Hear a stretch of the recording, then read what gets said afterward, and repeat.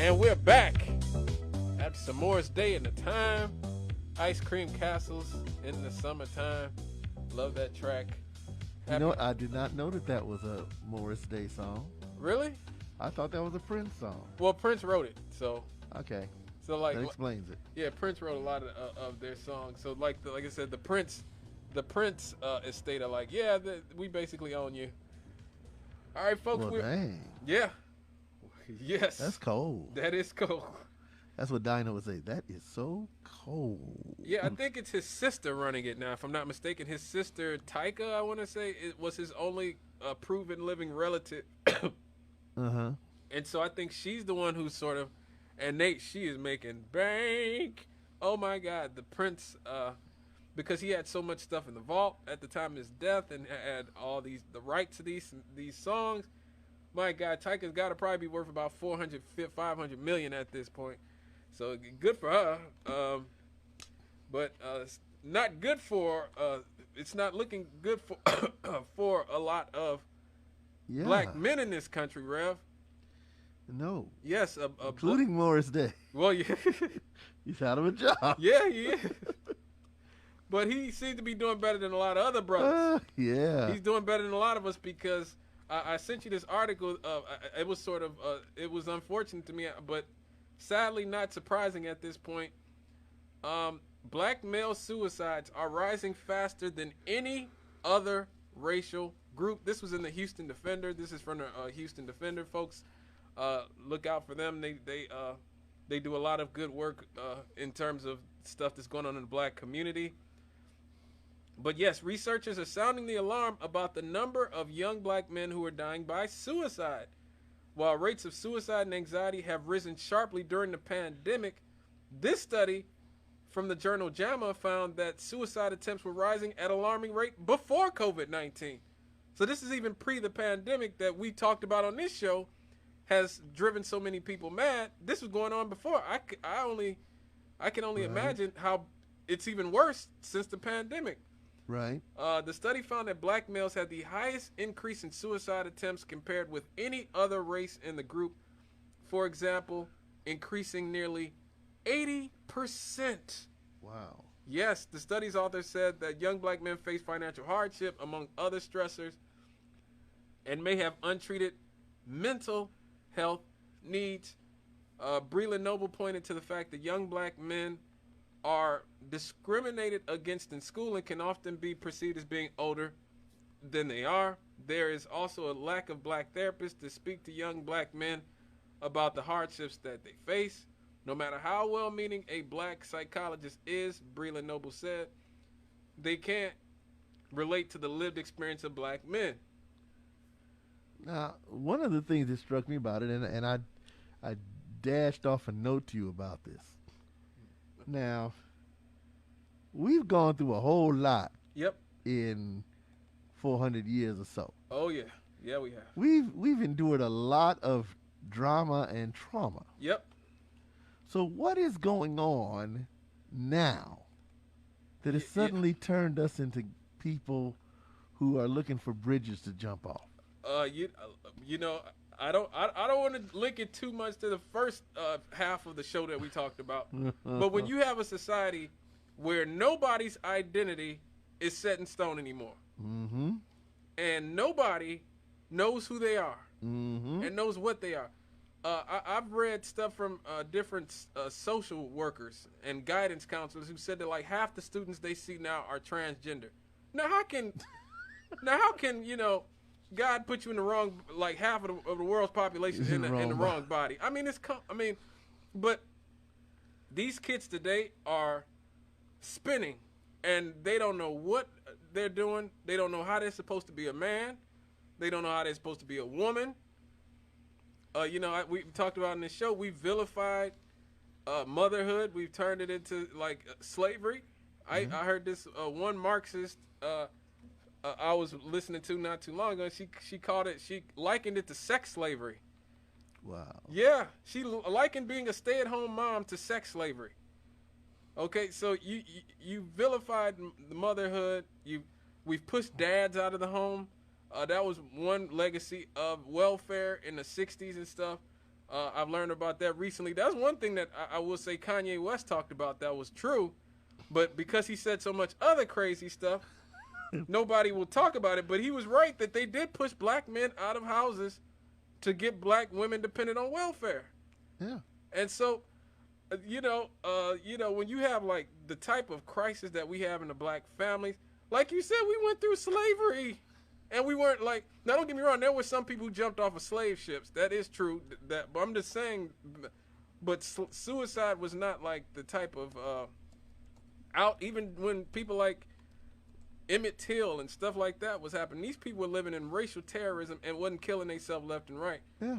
Now you got black young people who, get a overdue light bill and it's like, it's time for me to check out. Yeah. And I personally, I thank God all the time for my parents. I'm one of the few people I knew whose father lived in the house with him. One of the few people I know whose father lived in the same house as him. I think it's me and one or two of my other friends had father lived in the house with him. Uh-huh. That's it. Okay. Wow.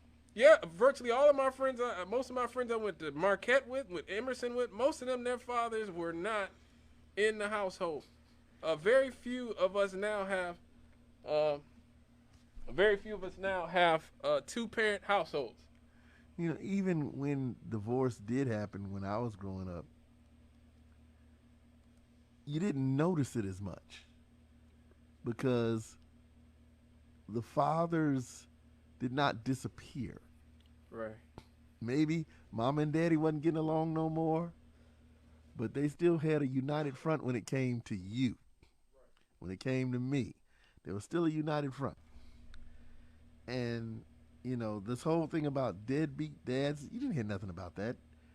And I know the struggle, financially speaking, was a lot harder in the 60s Yeah, probably. than it is today.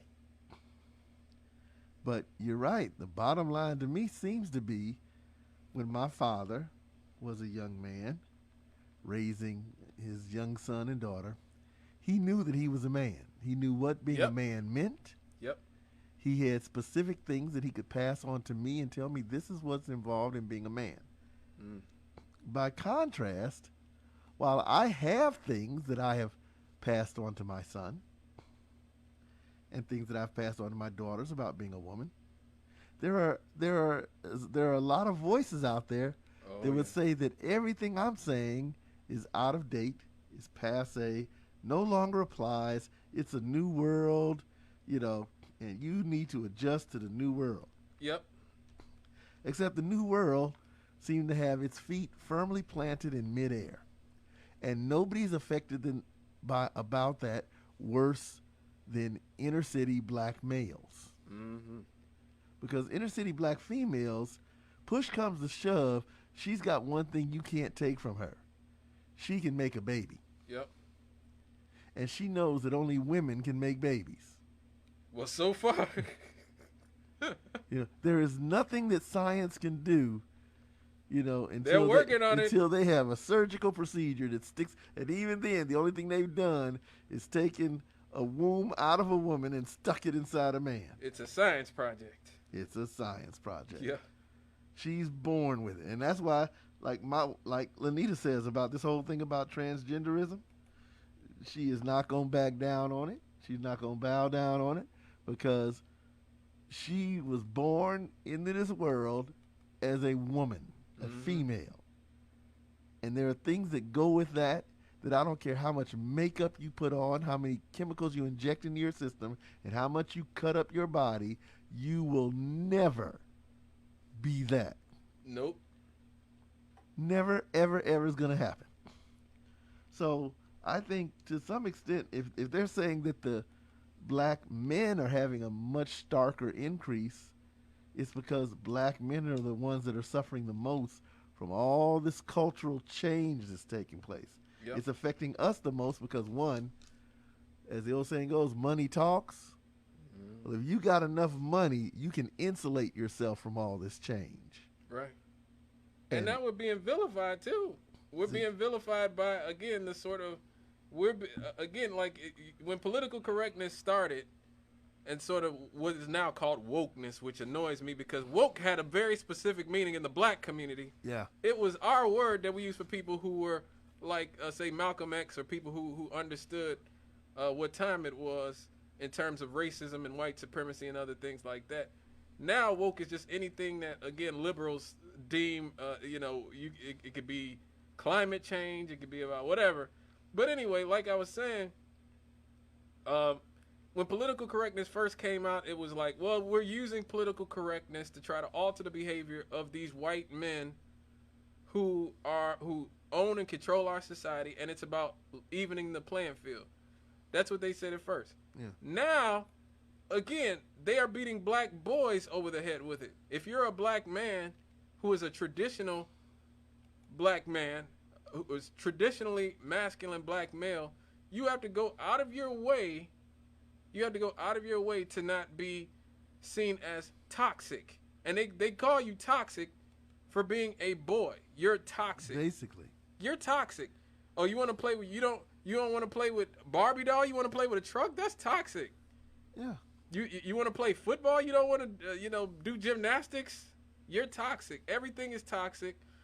And like I said, they've sort of taken away the ability to be a discerning person who makes moral judgments. You can't make moral judgments anymore because you might offend somebody solely by making moral judgments. And then when you make that moral judgments, they essentially say, you're just like Bull Connor. Yeah.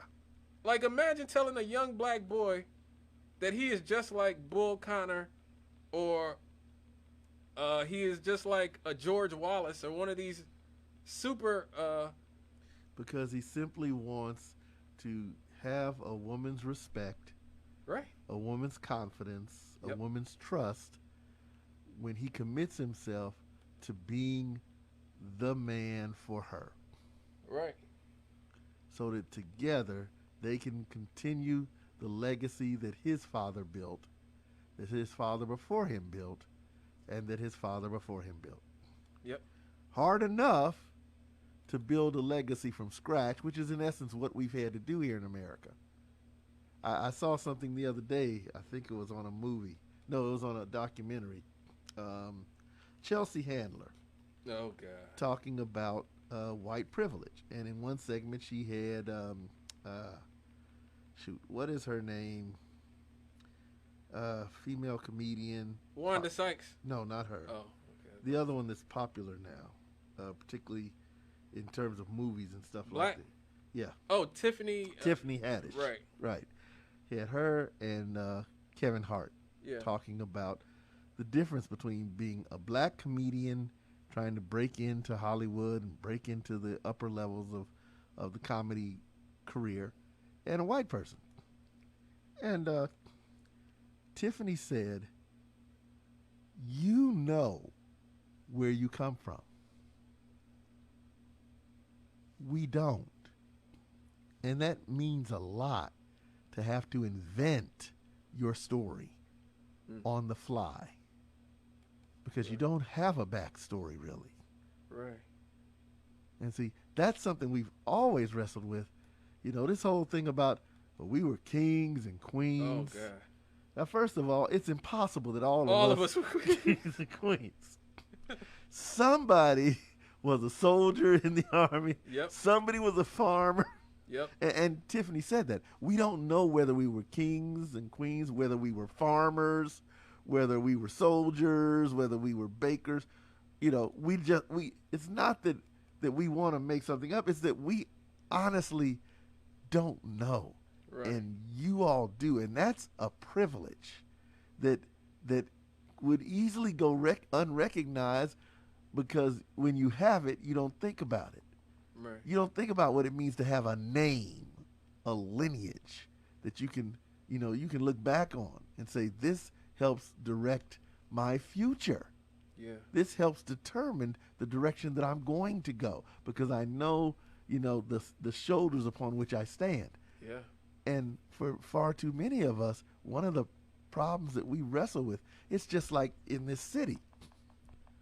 If the identity of Gary, Indiana is going to be Steel City, we got problems. Oh yeah. Because U.S. Steel ain't thinking about us that way no more. Nope. But that was our identity. Mm-hmm. But that's gone. That's been snatched away. Just like we were snatched up, thrown into a boat, and traveled across an ocean and landed on this new land, this new Gary that has no lineage, no backstory, because that other backstory belongs to another place, a place that does not exist anymore. Right. It's easy for a Chicago or a Detroit or an Atlanta to have an economic downturn and then rebound, because they aren't having to recreate their own identity. Right. Are we a black city, or do we just happen to be a black city? When I hear people, for example, complain about some of the programming here at WLTH, that it seems to be rather Afrocentric. Well, for 50 years, Gary has been basically a black city. Yeah. But is that something that is woven into the DNA of Gary, or is that just something that happened to happen because of a series of negative or a series of unfortunate events, to borrow from that movie title? Yeah. And so with more positive events, it could change again. If Gary became a place that was recognized as a place to be, would it stop being a black city? Yeah. That's always the fear, right? Like, And if that's something we fear, then that becomes something we fight against, because for that to happen, it could mean the death of our identity. Yep. And, that's scary.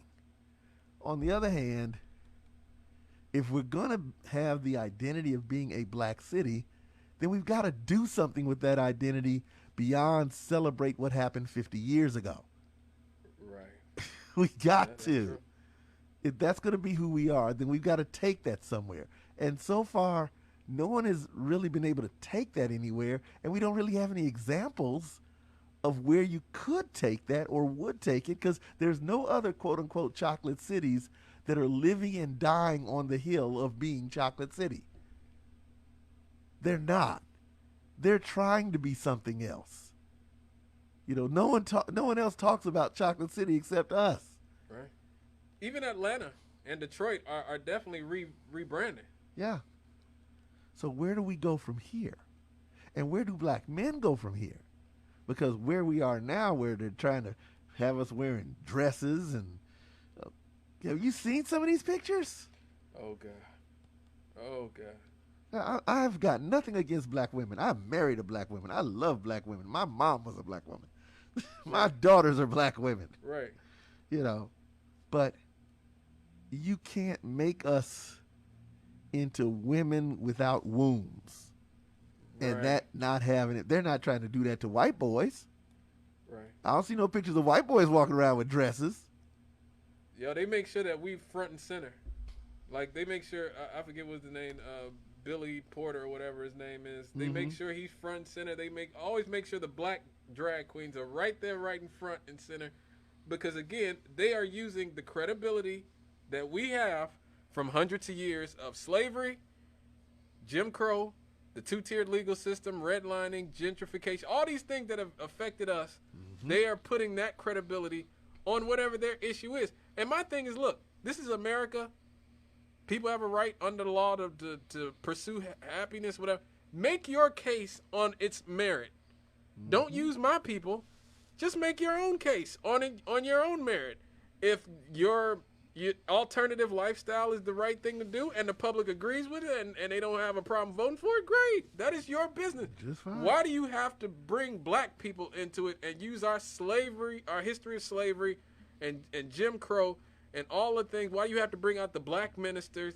Why do you have to, essentially have the black mammies, the Joy Reids of the world, and all the MSNBC clowns to essentially push your agenda under the guise of being civil rights? Yeah. And this is a reason too. I think that, and you see this Biden's, the press secretary at the White House, right? Mm-hmm. She's a black Haitian, immigrant, lesbian. Oh. So that's what. Oh, joy. That's who you get lying to you now on the behest of the Biden administration. Because I mean, that's probably why they picked her. Let's just be real, okay? So the reason that they get a lot of these people who are non-ADOS is because they don't have any real connections to this country's history. And that's why they love putting them over us. They love hiring them over black African-American people. And that's why people like Yvette Carnell and Tone Moore are actually trying to get ADOS to be considered its own ethnic distinction. And the more I think about it, the more I agree with that. Yeah, I've basically embraced that identification. Right. Yeah. As much as possible. And if I'm signing on to something, it's ADOS. If they ask what's my ethnicity, ADOS, American Descendants of Slavery. Right. When I write articles, I always, somewhere in an article I write, I include the statement, American Descendants of Slavery. Right. When I do papers at Concordia Fort Wayne, and it touches on urban ministry, I don't write black, I don't write African American, I write American Descendants of Slavery. And then I explain it. Right. Because most of those people that I'm writing for, most of my classmates and such, don't know the story. Right. And the only people that can explain the story is the people who lived the story. Yep. Us. And we have bought into narratives in the past, the whole Pan-African thing. We bought into that and ran that thing like we were running back a kickoff with 2 seconds left, and this will get us a victory. Right. And even Africans don't go along with it. Exactly. They ain't even thinking about it. If they really believe that, they wouldn't be doing the stuff they doing to each other on the African continent. Right. The bloodletting that they're doing among each other. And yeah, you can try to say it's over religion, but this is not Muslims fighting Christians.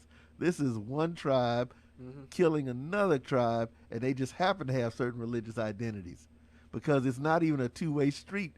Most time you read these articles, it's not Christians going into Muslim enclaves and slicing and dicing them up. It's always one way. Boko Haram, people like that. Yeah. Boko Haram and people like that. It is important. It is important. And a lot of people just think, oh, you guys are just being divisive or being divisive for no reason. No, this is about our legacy not being co-opted and being watered down and bastardized, and we're going to be the ones left out of it. Yeah. Even with affirmative action, a lot of these people come from other countries, even Africa. You see people like Kamala Harris, who her father didn't even identify as black. Yeah. Now she's a black woman.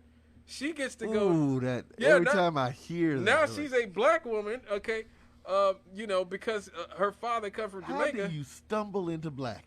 Well, she somehow did it. She somehow had a father who wasn't black. Now she's black. And Joe Biden says, I'm going to name a black woman the vice president.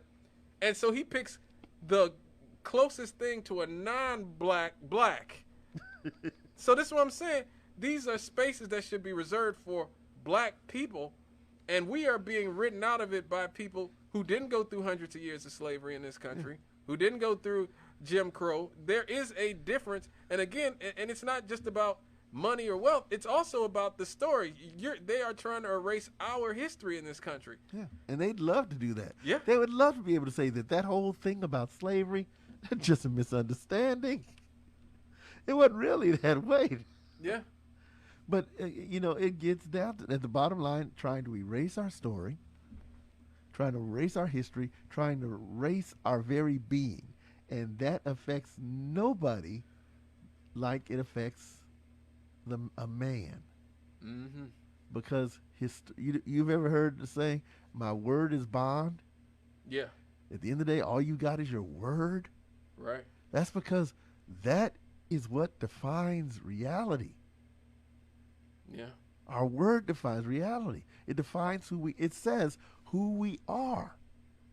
And when you say that we really aren't,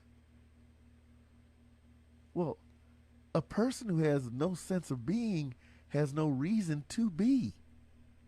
That's why it's become so much easier for black men to kill themselves, because they've lost their sense of being. and they don't know any way to get it back. And no one else is going to be able to tell them. Right. Black woman can't tell him. She's too busy telling him that she don't need him. White man ain't going to tell him. He's too busy trying to tell him that he's intended to keep him under him. We'll be right back here on WLTH 1370M Issues and Answers. Scott and the Rev. We'll be right back after these.